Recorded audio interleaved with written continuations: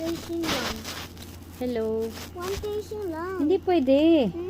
No, kailangan mong mag-trace. Bukas papasok ka na. Hello guys, magpa-trace kami ni Natalia. Pero bukas papasok na siya sa school. Unang araw niya sa school bukas. So, kailangan namin mag-practice. Kailangan mag-practice, di ba?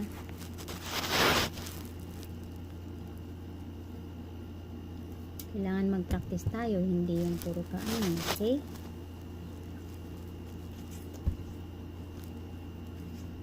Pinagpa-practice ko siya ng tracing para gumanda yung sulat, okay? Hindi pwedeng 1 minute, 1 minute. No? Hindi pwedeng 1 minute, okay? Kailangan makinig, listen, ito pa. Practice ng tracing. Dali mga numbers niya. Okay naman siya sa numbers. Yung iba pa. Baliktad, baliktad. Tama o mali? Huwag madaliin. Basta sundan mo lang yung ano. Sundan mo lang yung line. Okay? Yung ano. Leaves. Itong leaves. Ito yung leaves niya. Flower.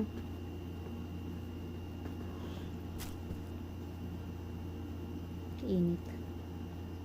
So, after nito, matulog. Diba? Ayusin mo. Ayan, yan. Huwag madaliin. Kailangan, sundan mo lang yung line. Basahin mo nga to. Garden. Garden.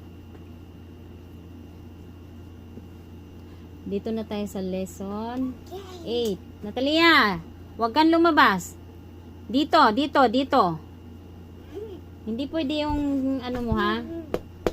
Dito.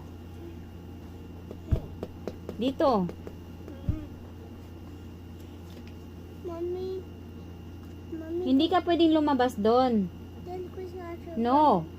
Then ko siya sure good night. No, hindi ka pa mag-good night. Ito muna. Makinig. Tigilan mo ko ha. Pag sinabing gawin, gawin. Hindi yung puro ka-gadget. Hindi ka magtinapulan ha.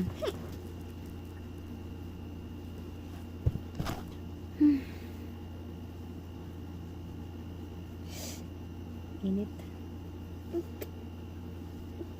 Hindi magtinapulan kaya nakakaubos ng pasensya.